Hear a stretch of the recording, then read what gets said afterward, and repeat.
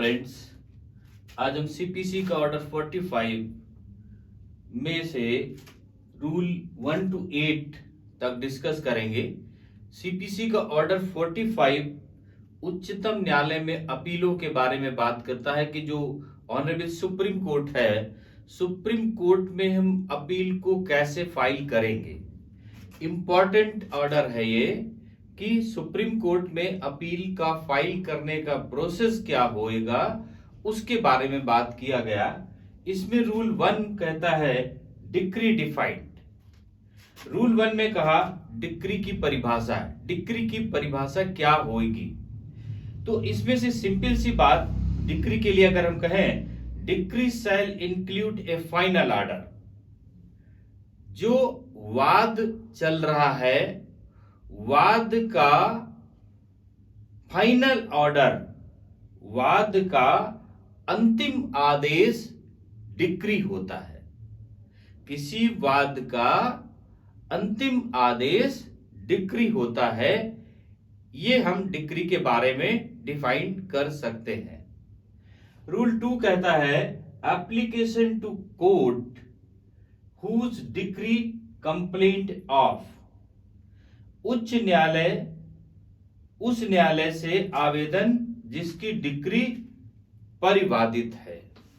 अब इसमें कहा गया कि अगर कोई कोर्ट मतलब हाई कोर्ट अगर किसी अपील का या डिक्री का उससे कोई पक्षकार अगर इफेक्टेड है, तो वह व्यक्ति सुप्रीम कोर्ट में अपील दाखिल कर सकता है।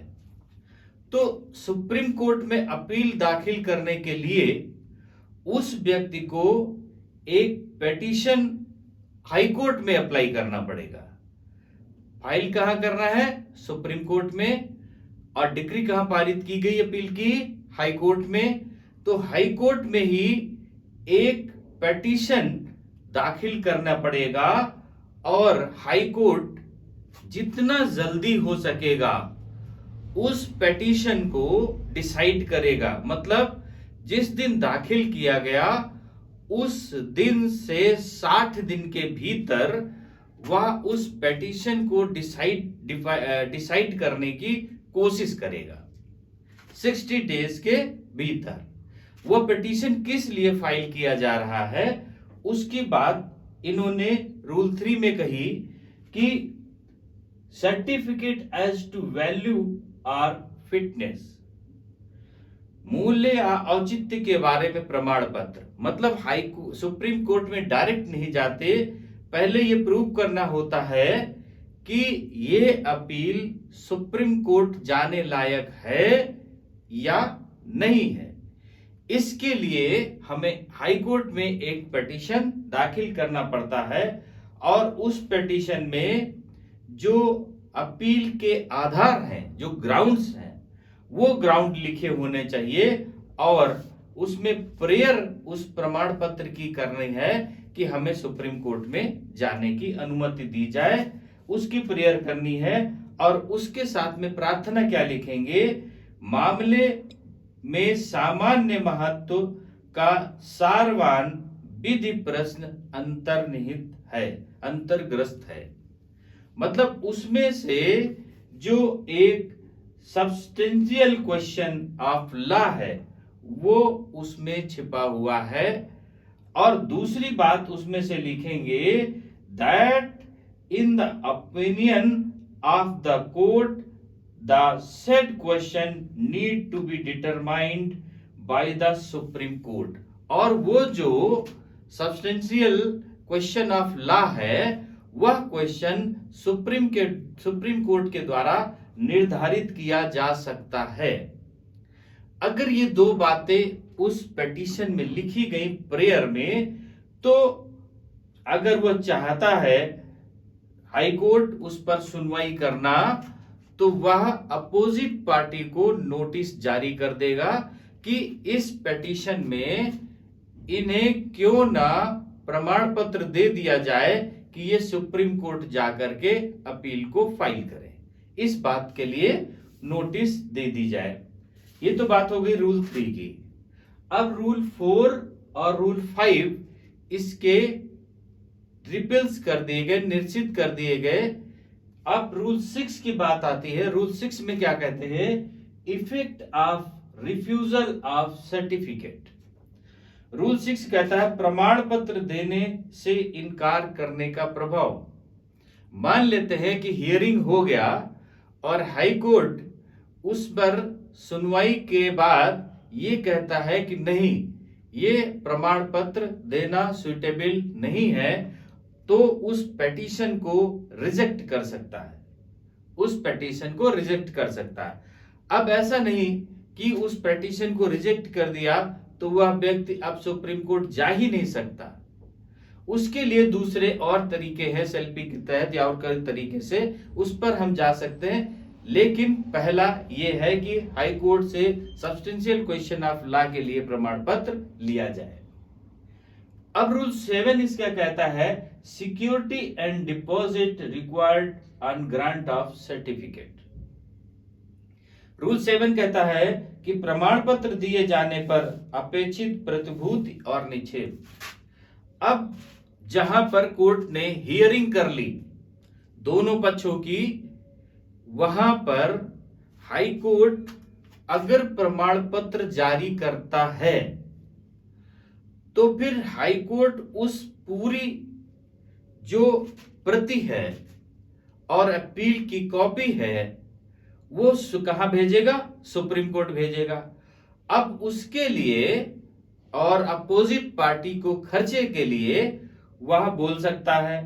तो जो खर्चे है वो जब प्रमाण पत्र देने की बात आती है तो उससे डिक्री की तारीख से 90 डेज के भीतर, जिस दिन अपील की हाई कोर्ट में डिक्री पारित हुई थी जिसके लिए उसने सोचा था कि सुप्रीम कोर्ट जाएंगे, उस डिक्री की तारीख से 90 डेज के भीतर अगर ये प्रमाण पत्र देने की पिटीशन डिसाइड हो गई है तब, या हेतु दर्शित होने के 60 दिन के भीतर, या जिस दिन प्रमाण पत्र देने की बात हाई कोर्ट ने की कि सुप्रीम कोर्ट जा सकता है, हाई कोर्ट ने की, उस प्रमाण पत्र देने की तिथि से 6 सप्ताह के भीतर अगर हाई कोर्ट द्वारा निर्धारित कास्ट खर्चे वह जिसने पिटीशन फाइल किया जमा कर देता है, तब कोर्ट उसको प्रमाण पत्र जारी करेगा।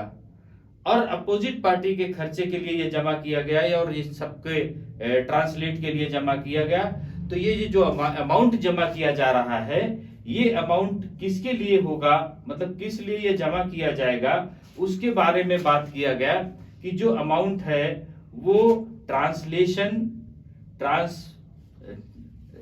इसके लिए कहा गया कि ट्रांसलेशन के लिए और टाइपिंग के लिए, इंडेक्सिंग के लिए, नोटरी के लिए, स्टैंपिंग के लिए, कोर्ट सुप्रीम कोर्ट के लिए एक फ्रेश कॉपी बनाने के लिए, इन सब के लिए ये अमाउंट खर्चे कोर्ट पिटीशन दाखिल करने वाले से जमा कराता है।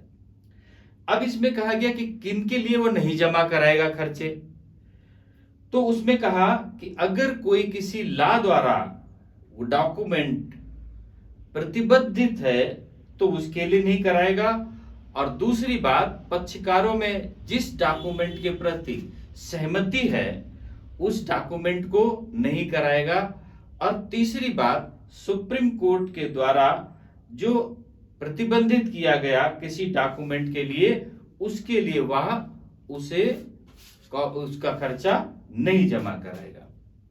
तो ये तो बात हो गई कि कोर्ट ने उसके पिटीशन को सुना और सुनने के बाद में अगर सही पाया तो प्रमाण पत्र जारी करने की बात की, और उसके लिए जो हाई कोर्ट में खर्चे कहा कि इसकी टाइपिंग के, ट्रांसलेशन के, इंडेक्सिंग के, स्टैंपिंग के और फाइनल कॉपी सुप्रीम कोर्ट भेजने की, इन सब के लिए खर्चे जमा करे, वो जमा कर देता है तब फिर कोर्ट उसके बाद में रूल 8 में कहते हैं इसका कि admission of appeal and procedure thereon. Rule 8 में कहा अपील का ग्रहण और उस पर प्रक्रिया। अब सुनवाई हो गई, प्रमाण पत्र जारी करने की बात हो गई और खर्चे जमा हो गए, तो हाईकोर्ट क्या करेगा, अब प्रमाण पत्र जारी करेगा और वह तत्काल कहेगा कि ये घोषित करेगा कि अपील ग्रहण कर ली गई, क्योंकि खर्चे जमा हो गए तो अपील एक्सेप्ट हो गई और उसकी सूचना अपोजिट पार्टी को दे देगा कि खर्चे जमा हो गए, अपील एक्सेप्ट हो गई और सुप्रीम कोर्ट में इसकी ये भेजी जा रही है।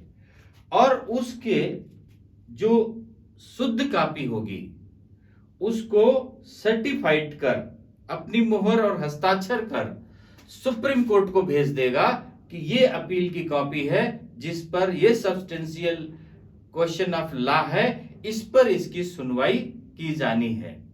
तो वो पक्षकार वहां पर उपस्थित होंगे। अब उसके बाद में जो कोर्ट ने हाई कोर्ट ने कॉपी बना करके सुप्रीम कोर्ट को भेजी, या जो डॉक्यूमेंट्स बनाए, अगर पार्टियां चाहती हैं तो अपने खर्चे पर उनकी सर्टिफाइड कॉपी हाई कोर्ट से ले लेंगी और जाकर के कहां सुनवाई करेंगे, सुप्रीम कोर्ट में उसके लिए सुनाने के लिए जाएंगे। ये बात रूल 8 कहता है। तो अभी सुप्रीम कोर्ट में, अभी इसमें रूल 9 से लेकर के 17 तक हम नेक्स्ट पार्ट में डिस्कस करेंगे। अभी जो 45 में सुप्रीम कोर्ट में फाइल करने के लिए इनिशियल कंडीशंस हैं कि कैसे शुरू करेंगे, हाई कोर्ट ने उसमें आदेश किया, उससे कोई पक्षकार व्यथित है तो वह हाई कोर्ट में ही पिटीशन दाखिल कर देगा कि हमको सुप्रीम कोर्ट जाने की परमिशन दिया जाए, प्रमाण पत्र जारी किया जाए। तो उसके लिए वह अपोजिट पार्टी नोटिस दे देगा, सुनेगा कि क्यों ना इसको जारी किया जाए, दोनों पक्षों को सुनेगा और सुनने के बाद में अगर जारी करना उचित समझता है तो खर्चे जमा करा लेगा और उसके का प्रमाण पत्र जारी करके कुछ क्वेश्चन ऑफ सब्सटेंशियल लॉ का बना करके और हाई सुप्रीम कोर्ट को फ्रेश कॉपी सर्टिफाइड करके भेज देगा। अपोजिट पार्टियों को, पक्षकारों को ये बोलेगा अगर उन्हें जाना है सुनवाई के लिए तो वो कॉपी चाहे तो अपने खर्चे पर हाई कोर्ट से सर्टिफाइड कॉपी ले सकता है। वो ले करके कहाँ जाएंगे, सुप्रीम कोर्ट में सुनाने के लिए जाएंगे। अब रूल 9 से हम नेक्स्ट पार्ट में डिस्कस करेंगे। ओके, थैंक यू, जय हिंद।